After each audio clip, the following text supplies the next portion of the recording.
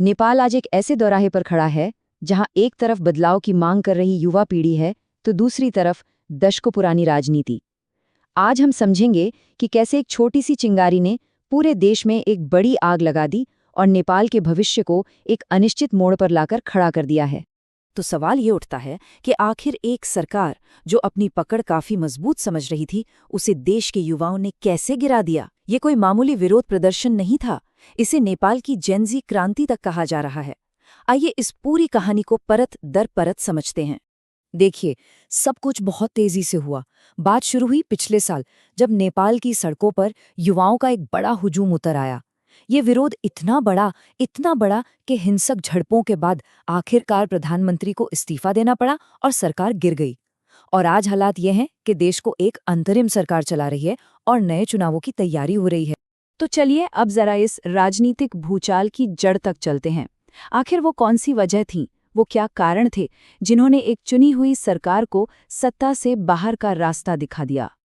देखिए, इस भारी गुस्से के पीछे एक नहीं कई वजहें थीं। सालों से चला आ रहा भ्रष्टाचार तो था ही, लेकिन जो चिंगारी बनी वो थी सरकार की सोशल मीडिया पर बैन लगाने की योजना। ये बात आग में घी डालने जैसी साबित हुई। बात इतनी बढ़ गई कि प्रदर्शन हिंसक हो गए और लोगों ने लोकतंत्र के मंदिर यानी संसद पर हमला कर उसे आग तक लगा दी। और जाहिर है, जब सड़कों पर लाखों लोगों का ऐसा सैलाब हो तो सत्ता को झुकना ही पड़ता है। आखिरकार प्रधानमंत्री केपी शर्मा ओली ने इस्तीफा दे दिया और उनकी सरकार गिर गई।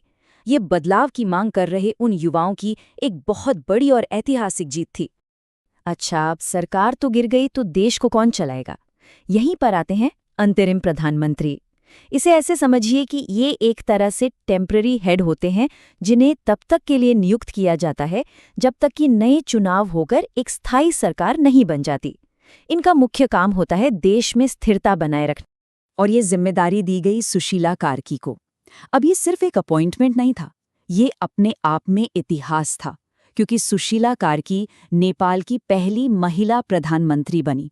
ये एक बहुत बड़ा मील का पत्थर था। लेकिन रुकिए, ये कहानी सिर्फ एक सरकार के गिरने या बनने की नहीं है। इस पूरे उथल-पुथल के दिल में जो है वो है एक बहुत बड़ा टकराव, एक गहरी खाई। एक तरफ है नेपाल का युवा और दूसरी तरफ है देश की पुरानी पॉलिटिकल लीडरशिप। ये दो अलग-अलग सोच की लड़ाई है। जरा देखिए, दोनों की सोच में जमीन आसमान का फर्क है। युवा क्या मांग रहे हैं? वो मांग रहे हैं ट्रांसपेरेंसी, नौकरियां, नए चेहरे और भ्रष्टाचार का खात्मा। और पुरानी पार्टियों का फोकस कहाँ है? उनका फोकस है चेहरों की राजनीति पर, अपने पुराने वोट बैंक पर और सत्ता की आपसी खींचतान पर।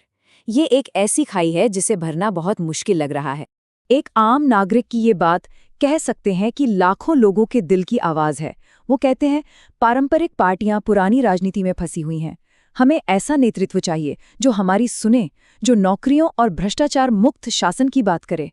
मतलब साफ है, ये सिर्फ एक इंसान की आवाज नहीं, ये पूरी की पूरी एक पीढ़ी की पुकार है। अब होता यह है कि जब मौजूदा सिस्टम से लोगों का भरोसा उठने लगता है तो लोग अक्सर अतीत में जवाब ढूंढने लगते हैं। और यहीं इस कहानी में एक बहुत ही दिलचस्प, एक अनएक्सपेक्टेड मोड़ आता है। इस सियासी खालीपन के बीच एक पुरानी बहस फिर से जिंदा हो गई है। क्या नेपाल को वापस राजशाही की तरफ लौट जाना चाहिए?